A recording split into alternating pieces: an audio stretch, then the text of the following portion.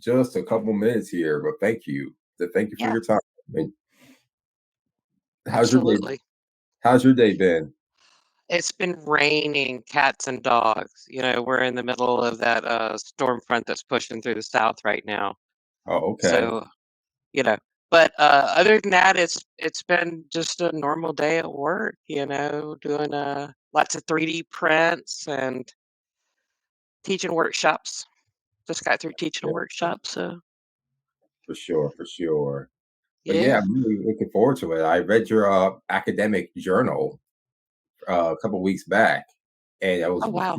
impressed by it because obviously I'm doing a podcast here, and I'm wanting to learn more about AI. So that was a good intersection between the Sure. two. So I definitely wanted to reach out and have you on. Oh, I'm very, very excited. Thank Uh, you for inviting me. Definitely, definitely. Well, we're going to get right to it then, since you're here and you're ready to go. So I'm just going to Yep. do my intro. Well, Okay. Wait, before you start, my yep, name is pronounced Laura, like it has a U in it. Laura. Okay. Thank Yeah, you for that. I yeah, appreciate that. absolutely. All right, then.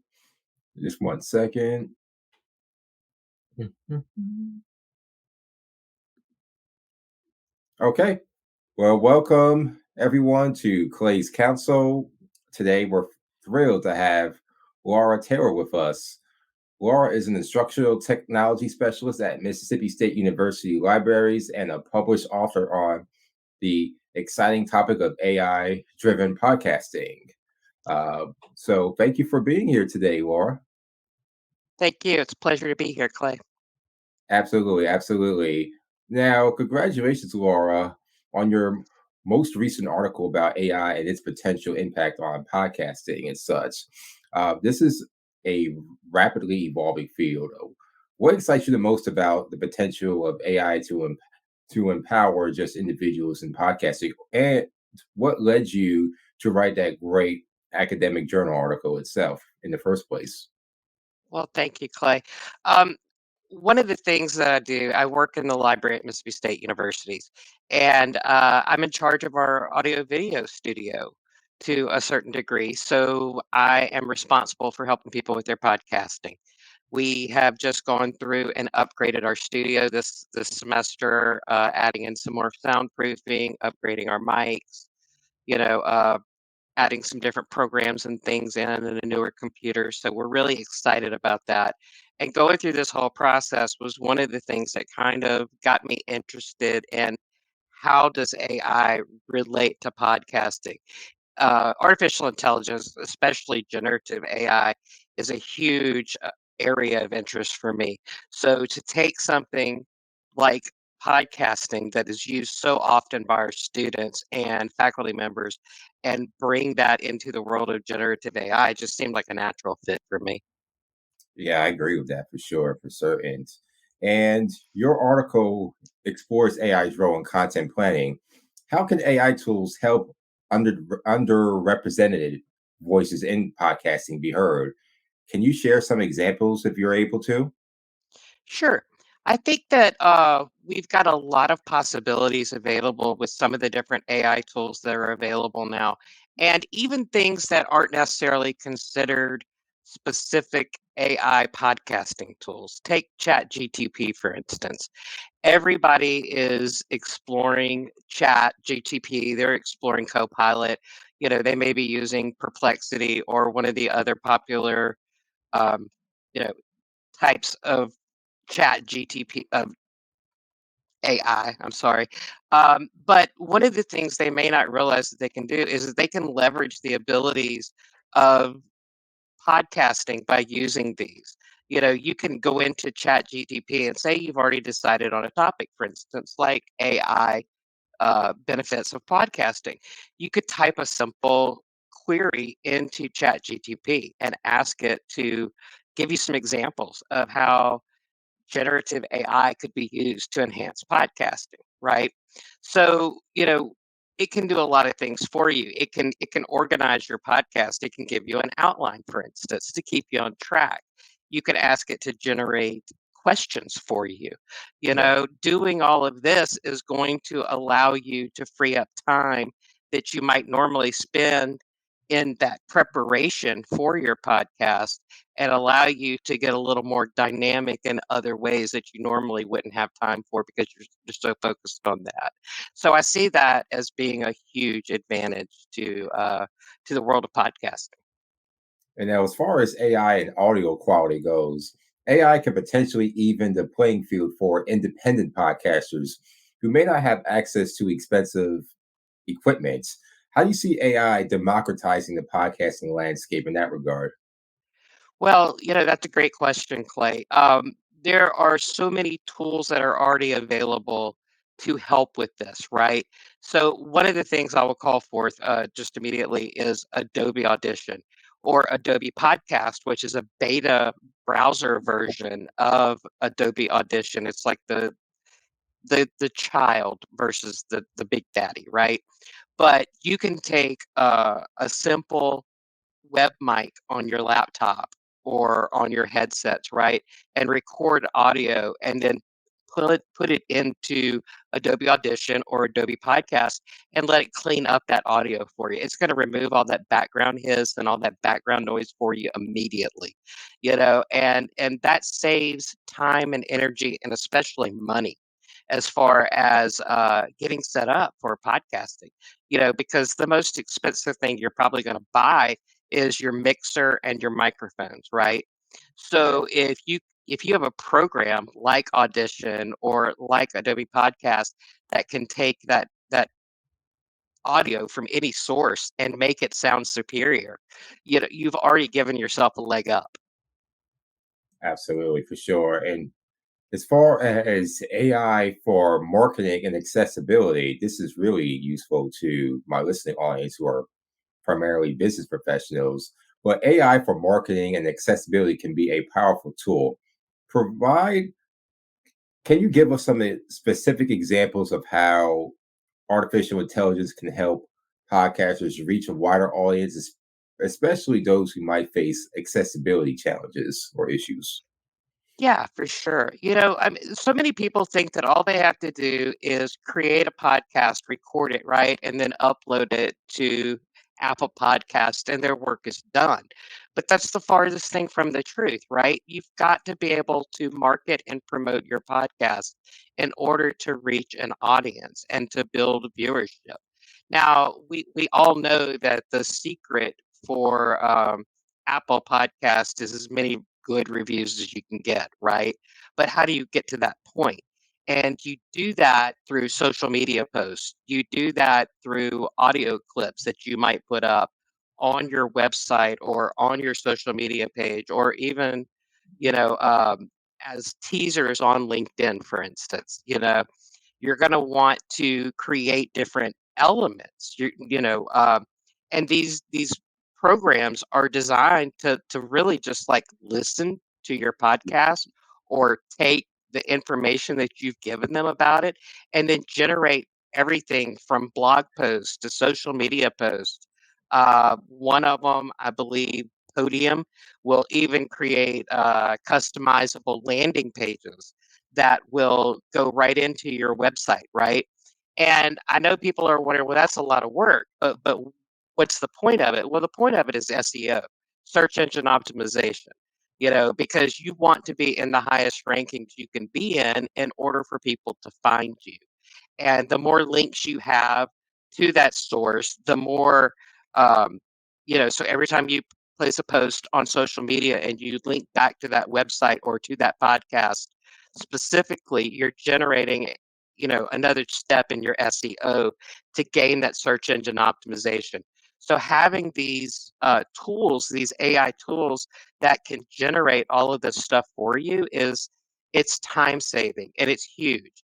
I have a background in social media management where I spent 7 years doing this for clients all over several states. And I still do it for pages that I run on social media now.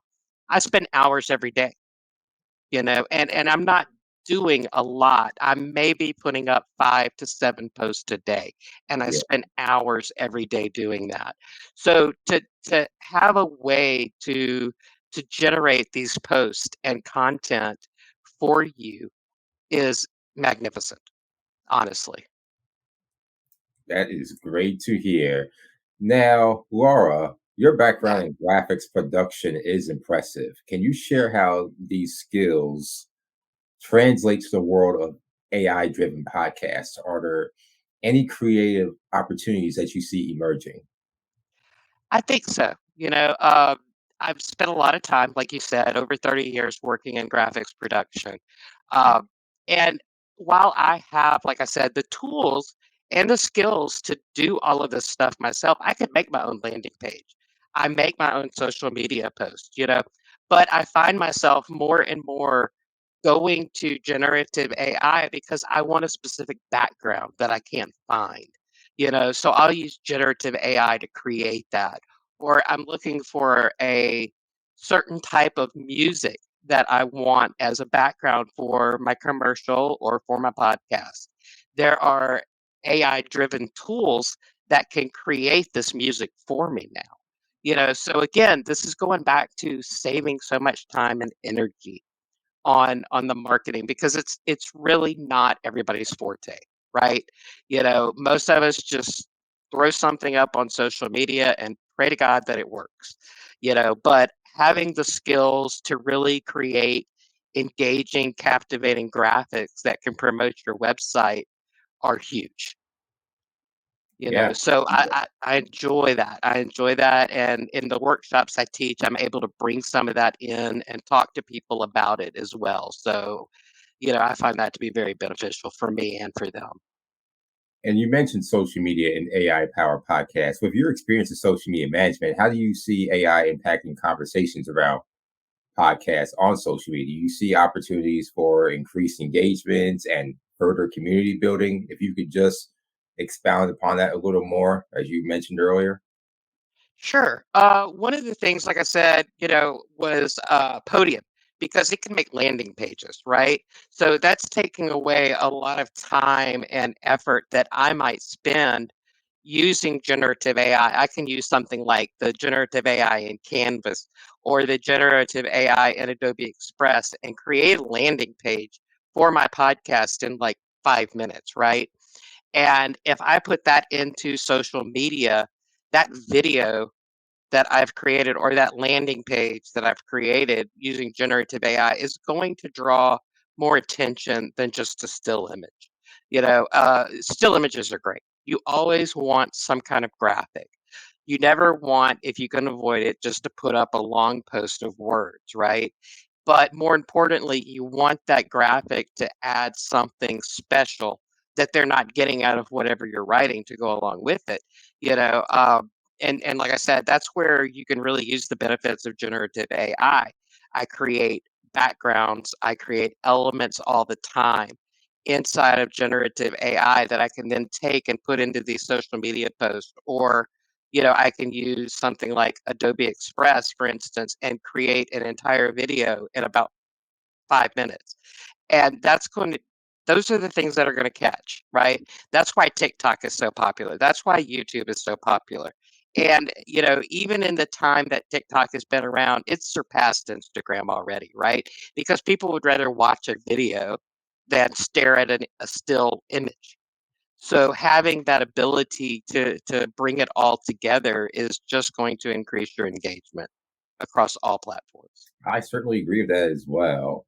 Now, just given your own capacity and such, as far as AI driven podcasting at your institution's libraries, given your current role at MSU libraries, how can libraries leverage AI driven podcasting to empower their communities and expand access to information?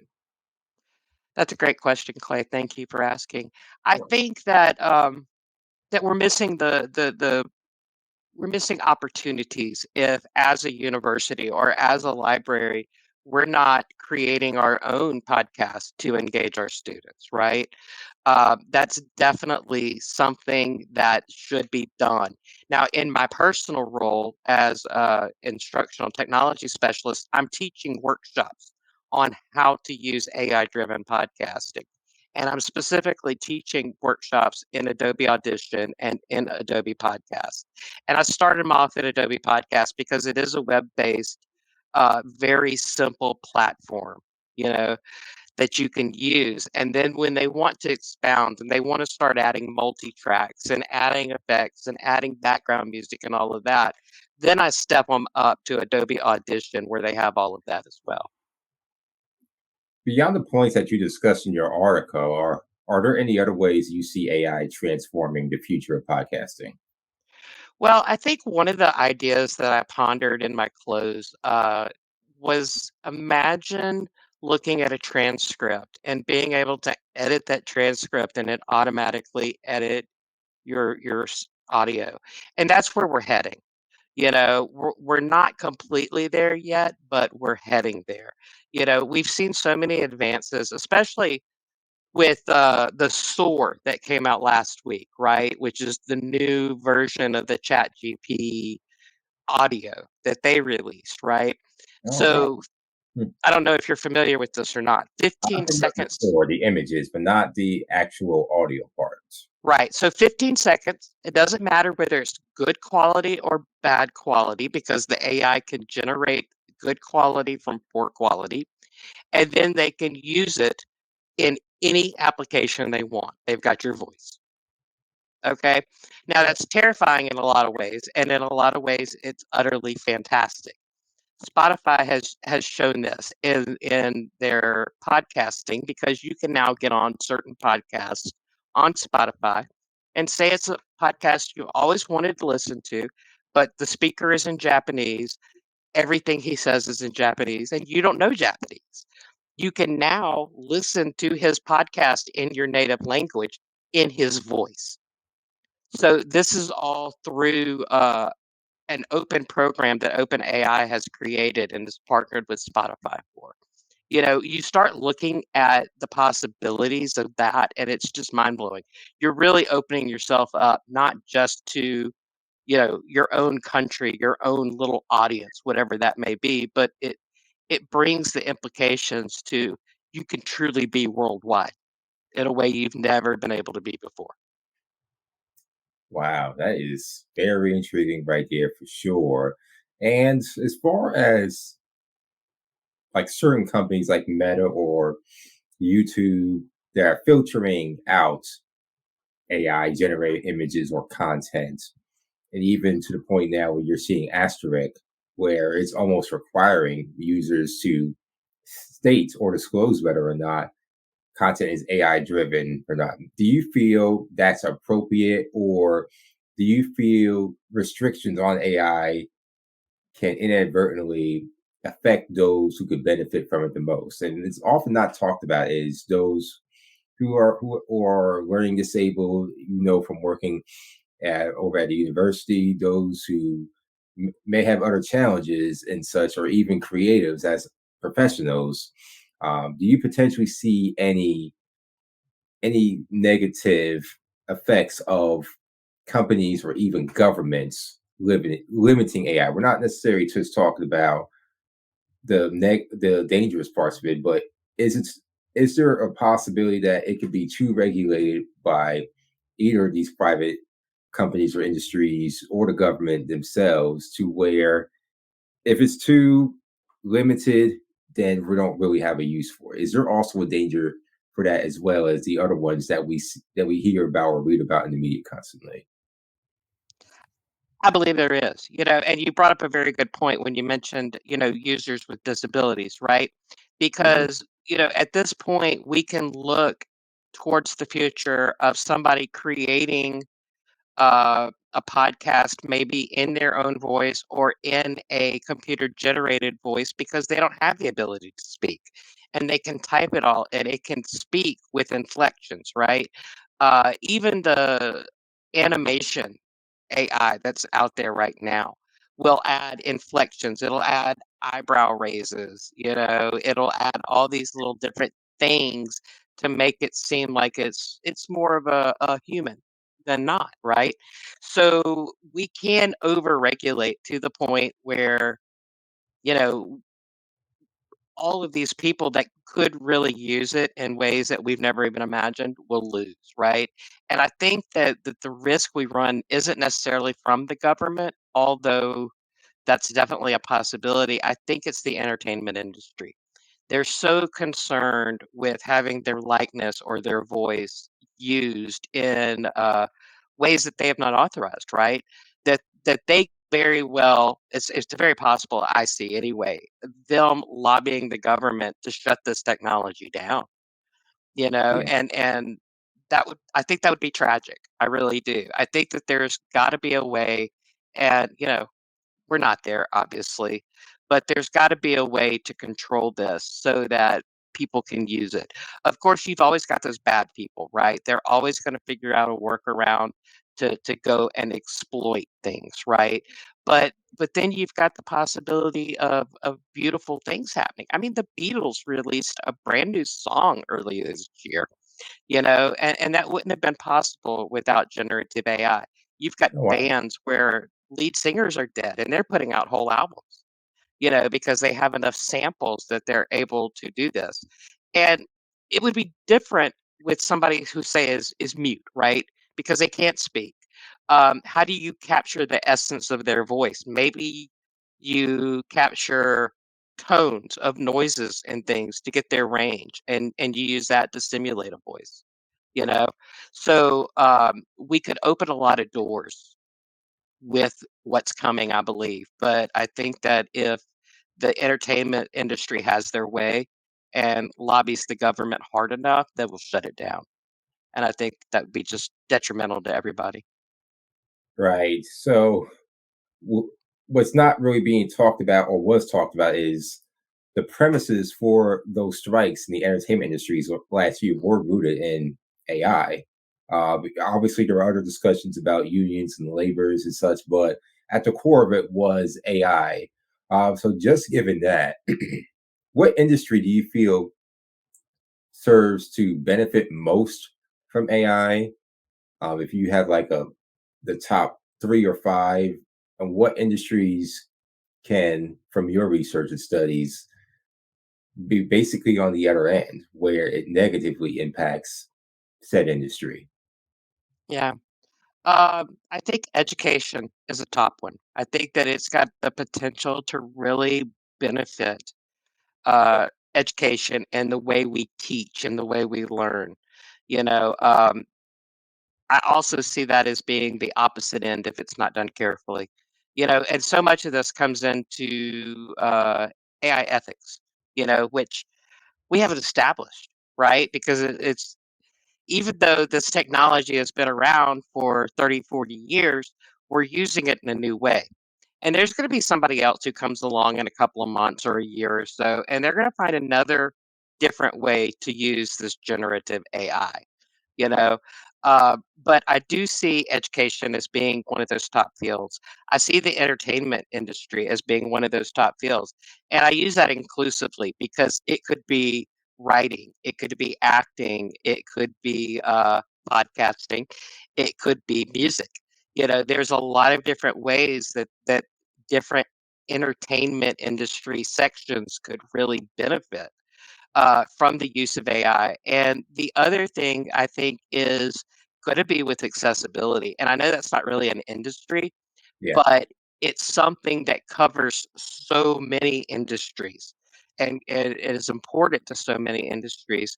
The We're going to give accessibility to people with disabilities in ways they've never dreamed of, through the use of generative AI and some of the different things that are already going on, right? Like the computer mind chips that Elon Musk has already implanted. yeah, So much of that is AI driven as well. It's a different type of AI than what we're talking about with the generative AI, but it's all based in AI. So I think that serving people, so we can call that the medical field, right? The medical field, uh, education, and entertainment, I think, are going to be our top three that are really going to see some benefits.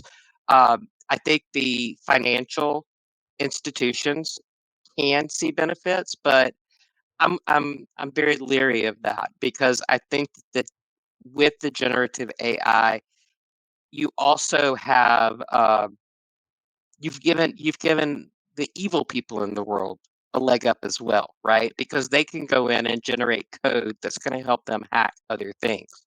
They can come up with new and inventive ways, and they can ask generative AI to brainstorm that for them, even though they're supposed to be catch guards, right? But there's a generative AI thing called Deep Chaos or something like that, Chaos AI, where it's all gloom and doom, right? So that worries me because I don't want to see our financial institutions held captive.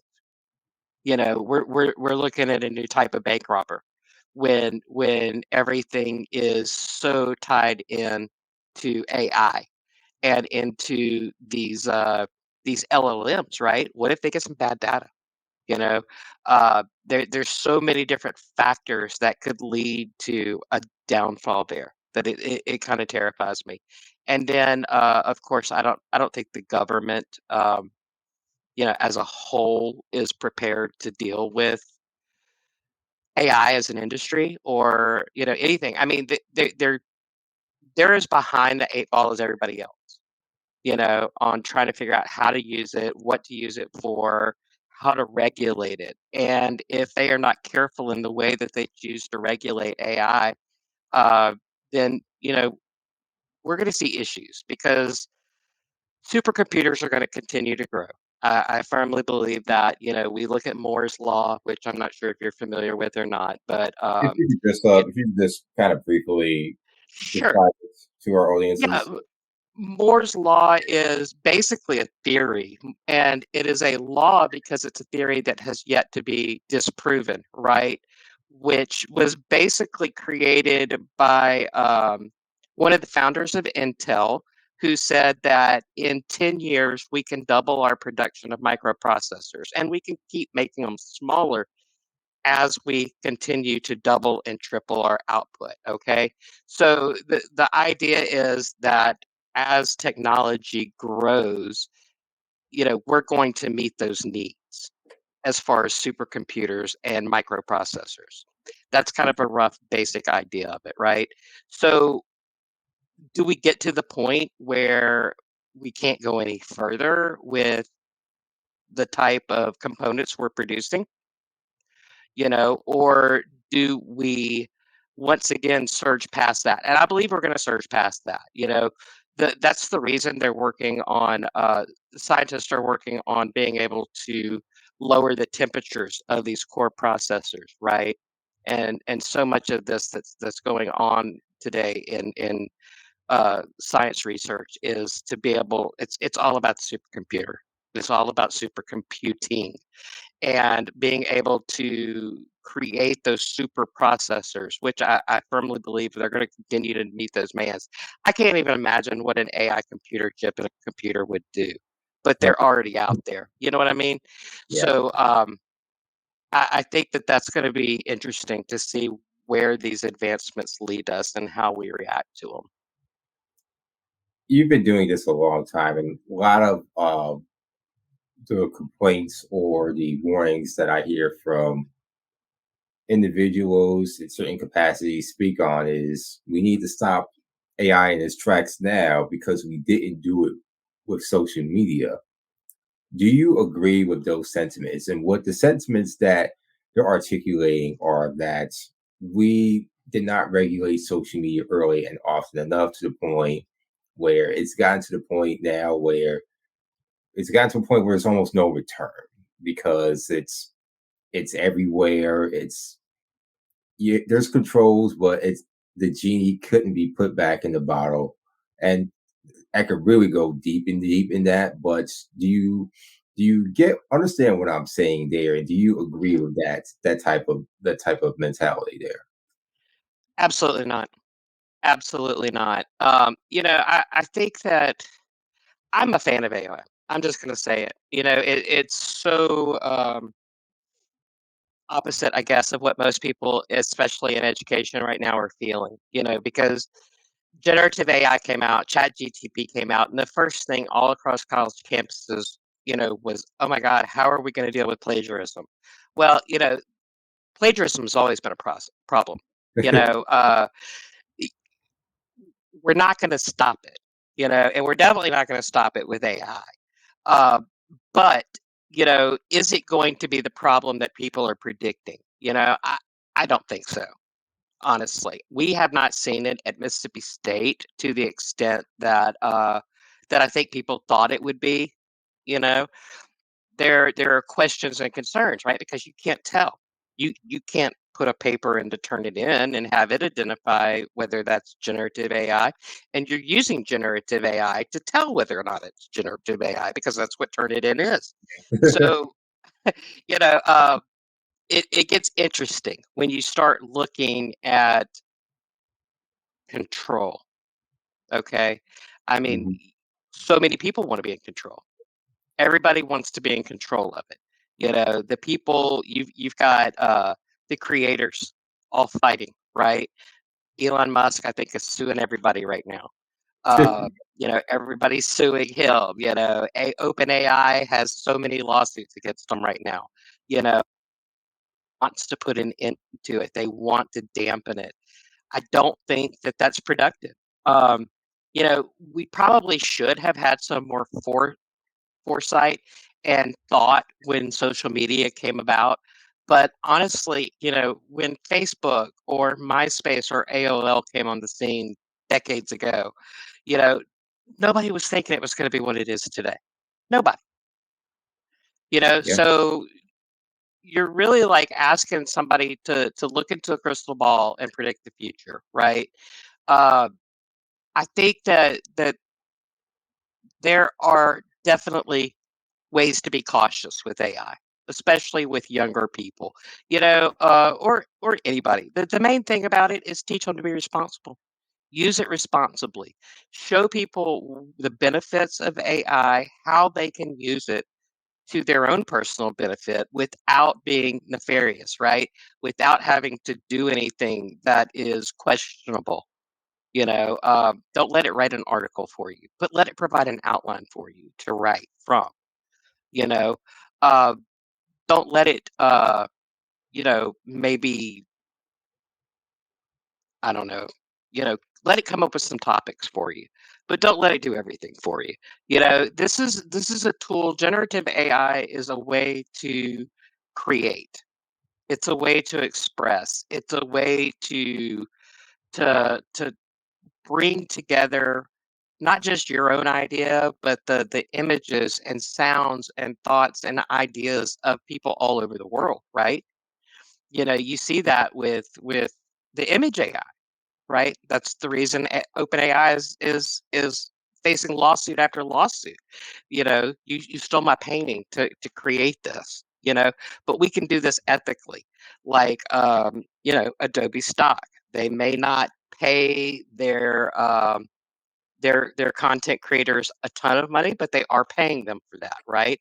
And there are other groups, there are other generative AI that are paying people to create stock for them. Be ethical in the databases that you use to train your LLMs. There's so much that we can be doing. And I think that, that's what we need to be doing. If we're teaching the younger generation or even ourselves, you know, how do we do this responsibly? We're teaching them how to use these tools in a different manner than, oh, let me go, sound like J-Lo for 5 minutes and make a fake song and put it up and make money. I mean, that does nobody any good. That doesn't even do the person that's creating it any good, right? So, teaching people to be responsible, I think, and doing it as soon as possible is what's going to help us avoid the kind of social media crisis that we're in now. I find it interesting though, that here we are 21, 22 years after the invention of the iPhone, Yeah. and we're just now seeing the government decide, you know what? Apple might be a conglomerate. Y'all might be a monopoly. We're gonna have to sue you. You know, uh, Right. it's like nobody ever thinks of this stuff. We just we let people do what they want. We let these companies do what they want. I mean, we can only regulate to a certain degree, right? But when you've got, a company whose goal is to have a minimum of 2 or 3 devices that they create in every single household in the world, such as Apple, and I'm sure Microsoft and all the others are the same way, then you want to pay attention to what's going on, right? So it's just a matter of educating people to use it correctly. I don't know if that answers your question or It not. does. It does. Okay. What do you think about AI detectors? What I mean by AI detectors are there supposedly are detectors out there that can detect if anything that you wrote was AI generated. It's much like turnitin.com. Have you heard Right. of those? And what do you think of those? Because oftentimes I've heard they're not that successful in even detecting. Just what are your thoughts on that? Yeah, I've had some conversation with some people on campus about those. We have some forces that are working on campus right now, trying to determine policies for things like this, right? But like I said, even Turnitin, cannot detect it. Turnitin is AI based. We all use Grammarly. I mean, most of the professors on a college campus are going to say, "Hey, if you haven't checked your paper with Grammarly, do it now." In my master's dissertation, it was actually a required step. I had to submit my Grammarly score for my paper. So that's AI. It's AI, and people don't realize that. So to come up with a program that's basically going to be able to detect itself is a little, I don't know, weird to me. They're not successful. There's no way to be successful. I think the best is it's like I told a fifth grade teacher who's a friend of mine, right? She said, I think this kid wrote something using ChatGPT. How can I tell? I said, well, there are markers. You know this kid, you know this student. He's been in your classroom all year long, right? Is it written in his style? Is he using phrases or formatting that is above his level, right? There are basic things that we can look for, but I don't think that the AI machines that they've created to detect AI are that smart. Does that make sense? Oh They yeah. they Oh don't yeah. they don't know the student, and it's the nuances between the professor and the student that's going to be able to better tell whether or not, you know, generative AI was used or whether or not it was written by that student. Yeah. Absolutely. I agree with you there.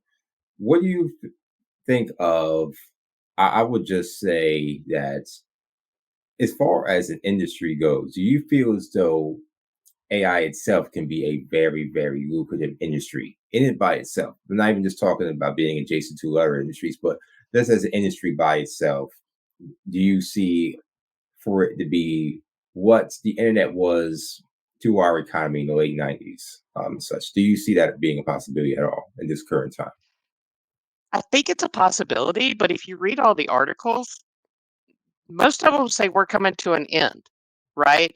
That the newness, and all the fun and different things that you can do with generative AI has kind of run its course already, and we're going to start to see a trickle down effect of all these AI startups, kind of losing out. I don't necessarily think that's going to be the case, though. I think what we're going to end up with is more and more specialized niches, right? Like these different websites and platforms that I talk about in my article. These guys are going to be around for a while because they're directly related to podcasting. That's a they saw a need, they used generative AI to fill that need. And they're doing it in exciting ways that's not just going to make them money, but it's going to be beneficial for that end user, right? And that's the important thing. So, this is the crazy thing about it. Everybody's like, "Oh, ChatGPT, generative AI." You know, what are we doing? Where did all this come from? Okay, well, it came from Cersei. It came from Alexis. It came from, well, I call her Sally Mae, the girl that drives my GPS in my car. Yeah. It came from the scan and go in your shopping cart. It came from TiVo back in the day that was tracking what you're watching and saying, "Hey, I think you'd like this show." Now we just kind of assume that all of that happens now with Netflix and all the other streaming things that we have, right? But that used to be a novel thing for us, and it was like, oh, well, all this other stuff is going to come about because of this. And in a lot of ways it has, but it hasn't been the explosion that you see.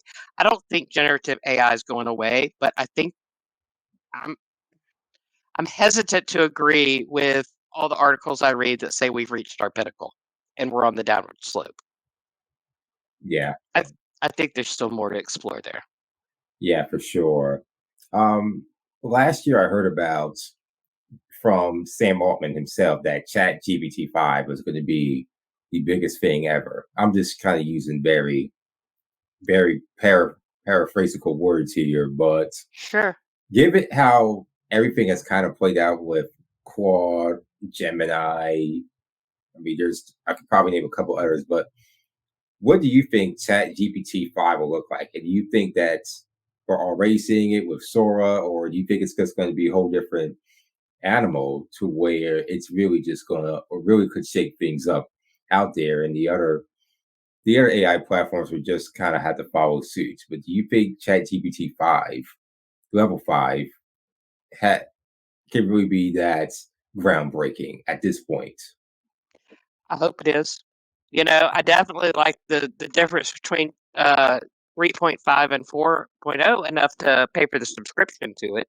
You know, um, there are benefits to to advancements, right? And some of the things that I like about GTP4, I'm hoping are enhanced. The talking to you in a certain way, responding to you in a certain tone.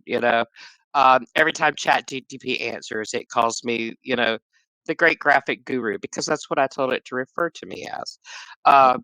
So there are fun and useful ways that 4 has built on 3, right? And 3.5. Now, in my opinion, if 5 is gonna be everything they've touted it to be, then it's gotta be audio, and it's gotta be image, but maybe they're gonna have to take it even further, and I'm not exactly sure what that's gonna be. I know that they're working heavily on the coding aspect, right? That's one thing. I don't know if you've played around with a lot of the different AIs. I do. Perplexity is really good at that. Forefront seems to be really good at creating code. I know there are others out there, so I think that instead of just being this general, like, make your work life better and easier, personal assistant kind of thing, we're going to see it go to the next level where maybe it's more like Microsoft Teams on generative AI, just for an Hmm. example. What would that be if, you know, every time somebody replies to a conversation, it's formulating a word cloud or it's adding to a document over here that it's got. So I think that there's going to have to be some, I think, collaboration. I think that if they bring in an element more where people can collaborate using the generative AI, then they've really struck something. Which one's your personal or professional favorites out of all the current platforms right now? I do use ChatGTP4 a lot. Like I said, Perplexity is probably my favorite. It's the one I go to 9 times out of 10. There were a lot of things that drew me to it to begin with. And since a lot of times I'm doing research or I'm brainstorming ideas, I love the fact that when I ask Perplexity a question, it returns sources. And, it's great that it's going off and scouring the web, and all of these are doing it. They're all scraping the web now, right? But are they returning those sources to you? Are they giving you citations, So, I love that aspect of Perplexity, and it's my go-to right now. I'll have to check Perplexity out because I haven't Yeah, even heard of that until this conversation. So thank you for that. really.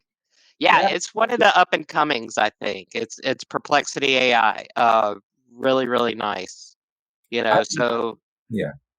I like Claude. Claude has kind of been lately kind of been the underdog, or at least the wild card. And Yeah. Gemini, to me, has really stepped up compared to when it was barred. When it was barred, I just Mhm. felt that there's really no use for Google even trying to do AI or trying to copy, for lack of better words, ChatGPT. But Gemini and Claude are kind of, I haven't used 4 yet for full disclosure, only still 3.5 because Yeah. Claude and Gemini have really just been that good that I just feel as though that Gemini and Claude to me, and I'm using the basic levels. I haven't even used the Yeah. advanced levels. I'm almost am like almost think it might be too good to be true. I could probably pay that extra $20 or whatever the case may be. But Right. I really am impressed. I started this looking up AI and how it could benefit different tasks or different industries, like commercial real estate for one. So yeah, just Yeah. those type of examples there, or I could probably name a million other things. And I definitely do see. I don't want not to go off topic, but San Francisco is kind of becoming the AI epicenter of the world, and Mhm. Texas being second and such. So I think really as an industry, it could do a whole lot exponentially. But yeah, it was kind of interesting seeing Sam Altman being out at OpenAI, then coming back, and but not to get too far away into that. But yeah, I think there's still segments of the population who don't really use it at all because there's been negative feedback on it, and people who actually believe that there are AI detectives out there who, if you write something for work or school, whatever the case may be, it's going to be detected out, and people aren't really educated on the nuances of AI or those things. So there's still a population out there, especially in underserved communities, who are afraid of these technologies and such. Oh, yeah. Yeah. But, I mean, I think there are still people out there who are afraid of, TiVo. Um, and I don't know what else to call it because that's what it was to me, you know? But, they don't want because to them, that's somebody tracking them, and it all goes back to, like, this big brother mentality, Yeah, which I mean, I understand, I just don't think we're there, you yeah, know? These are tools that are meant to enhance your work, enhance your life, free up time. Somebody wrote, like, not even a 3 sentence, maybe a 2 sentence email, and I plugged it in and used ChatGPT for to, respond to it, and it wrote out, like, a 5 paragraph reply to two sentences, and it was hilarious. It was one of the funniest things I've ever seen. So, it did a really good job of explaining why I could not attend this webinar, but, Ooh. This was number 4, right? yeah, ChatGPT 4. Oh wow. yeah, Okay. yeah, so, I mean, if you're using it for things like that, answering emails, providing outlines, generating questions for you for interviews, there are so many different things that you can use it for. It can be beneficial. It can be helpful, and I'm like I said, education's the key. I taught a class. This is a little off topic, but back in February, on to a bunch of K through 12th grade teachers, right, and librarians on how to incorporate AI in the classroom. And it could be a lot of different things, but like using AI to brainstorm and have it create a timeline or an outline for the student and then have the student turn that in, right? Or you could do things like have AI completely, you know, write something in the wrong sentence, tense, grammatically, and everything, and have the students go in and correct it. Yeah, It's all in how you look at it and how you choose to incorporate it. absolutely for sure. Just going forward, and Yeah. everything like that, and you've done a whole lot in this area. You've been doing it for a whole long time. What do you hope to accomplish in your research or in these fields in the next couple of years or so, or whatever timeline that you have for yourself? Yeah. Well, I'm getting my doctorate at Purdue right now, and my focus so far that I'm looking at, it'll probably get narrowed down a little more, is human interaction with AI. That's what I'm looking at as my dissertation. I'm interested in what makes people want to use technology, and why. And I think that by knowing that, we can learn better how to incorporate it into educational models. That's really kind of where I'm going with it. Yeah, Um, I think there's possibilities. There's possibilities all across the board, for almost any industry. yeah, It just requires a little creativity. yeah. Need to pause real quick. I hear something coming, Yeah, but I'll be right. So yes, awesome.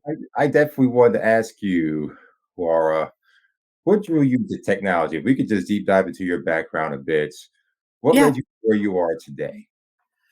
Oh, wow. I think when I was about 9 years old, I kind of decided at that point I wanted to be in broadcast journalism. I was a huge fan of Barbara Walters and would take notes. I would sit in front of the television during interviews and stuff, taking notes and just really, you know, trying to figure out what she was doing so well and emulate that, right? So by the time I was in middle school or high school, I had notebooks full of notes that I had taken from watching Barbara Walter interviews. So I majored in broadcast journalism, starting off, and while I was in school, I got a job at a television station in Biloxi, Mississippi, and that was just like, wow.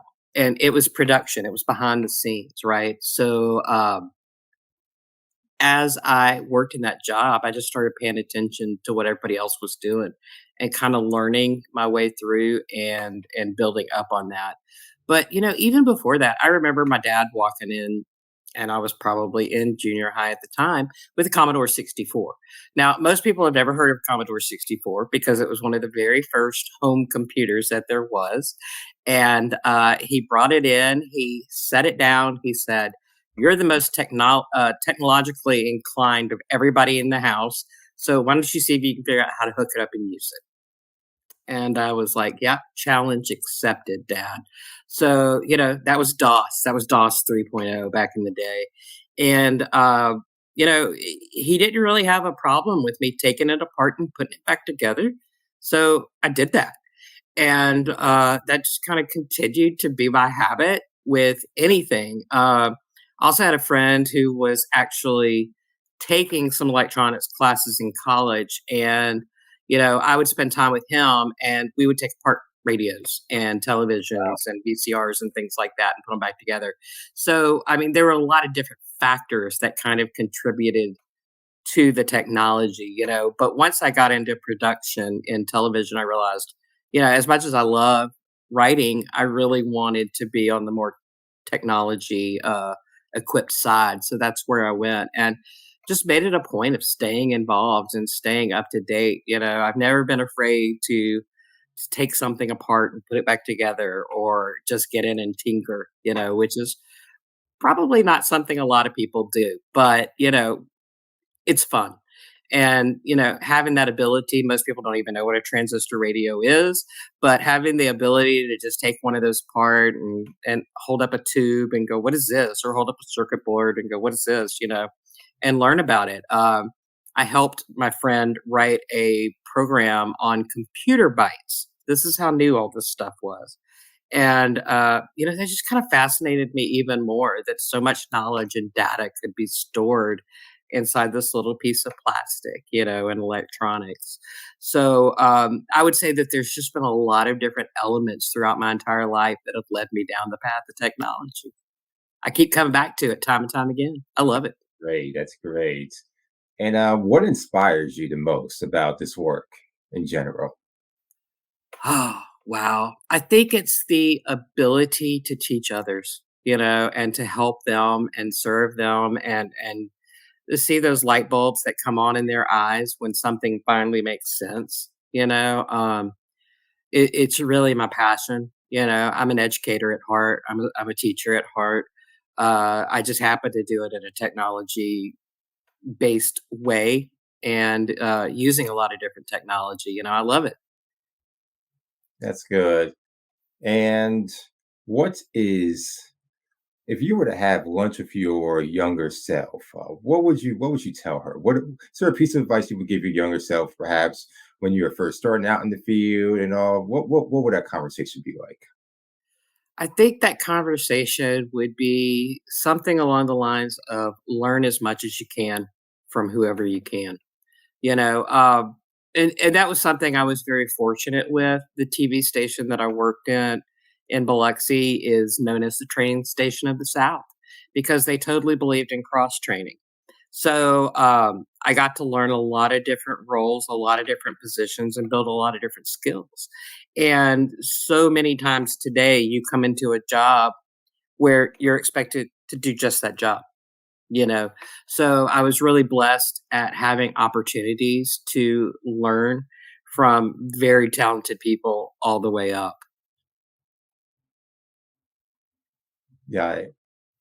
Yeah. What are the North Star and guiding principles? When you vision the future of AI powered podcasts, what are some core values you hope will guide its development? I hope that honesty will be at the forefront. I never want to see the technology used for evil, so to speak. Um, I want to see people engaging with it, but I want to see them engaging with it in ways that stimulate them, in ways that stimulate their educational desires, in ways that make them question and their beliefs somewhat, but even maybe solidify their beliefs or solidify what they don't believe. I think that knowledge has the power to do that. And I believe inherently that technology is good because it's just a created thing, right? It's the user that decides whether or not it's going to be bad or good. And I want to be one of those forces that are encouraging people to use it correctly and to use it for their benefit, the benefit of others. And what is your spirit animal, or what is your spirit generative AI animal? I usually ask this in all my interviews and such. What's one animal that you relate to or feel that feels your vibe or that's like you in many ways that you relate to and such? What would that be? Some people would probably say I'm a squirrel on too much coffee because I drink a lot of coffee. I like to think that I'm probably a turtle. I'm slow and methodical, but I get where I need to go and I get the job done. So there's those two sides of me, but I think the turtle probably exemplifies me more than the caffeinated squirrel. Although there are definitely times the caffeinated squirrel is my spirit animal too. Gotcha. And as far as any gems that you could drop, gems of wisdom, before we wrap up, is there any advice or key takeaways you'd like to share with our audience about AI and its potential impact on podcasting and even women like yourself who want to go into an AI driven field because it's not getting talked about enough. And I was talking about industry earlier, and even just tech as a whole is still largely male dominated. So, what would you just say to women who want to follow the paths that you even started out, where they can follow something similar to you, or even different or better? What gems would you drop on that? I would say number one, believe in yourself, believe in the capabilities that you have. You know, doubts can ruin anybody. Be confident in what you know. Be confident in what you don't know, and be humble enough to learn. And learn where you can. Learn from whoever you can. It may not be your favorite person in the world, but if they're willing to help you, take that help and use it. To me, it's all about continually learning. And I don't just say that because I'm in education field. It's just really been a mindset for me. I'm 55 years old and I'm still in school. So, I really believe that constant learning, and it doesn't have to be in a college setting. There's all kinds of continuing education. There are ways to, uh, you know, access knowledge and gain knowledge. You can sign up and take a million courses online, but just keep pursuing what your passion is, And as long as you pursue that, as long as you are growing and helping others, you're going to see fruit from that. For sure. Well, thank you so Yeah. much, Laura, for joining us today. This conversation has been truly inspiring, informative, and educating. So, if you could just briefly mention how our listeners and viewers can learn more about your work, how can they follow you and stay on top of that? Sure. They can follow me on Instagram at Laura9Taylor. That's my handle across all social media platforms. I have a website called coffeeandkayaks.com. They can peruse that. Follow me on LinkedIn, or if I may give a plug for my coffee page, my Sure. community on Facebook. Coffee fuels the world. I've got about 180,000 followers there. So we drink coffee and have a lot of fun. But that's my page. I'm the owner of it. Been at that for about 10 years. Love it. So those are all the ways. Wonderful, wonderful. Thank you again, Laura, for this conversation. And thank you for joining Clay's Council here. And be sure to stay tuned and follow us on our channel, Lorraine and Moi, for other related content for Clay's Council, King's Corner Conversations, and Queen's Court Conversations, and Rain Talk. Thank you, everyone, and have a good night.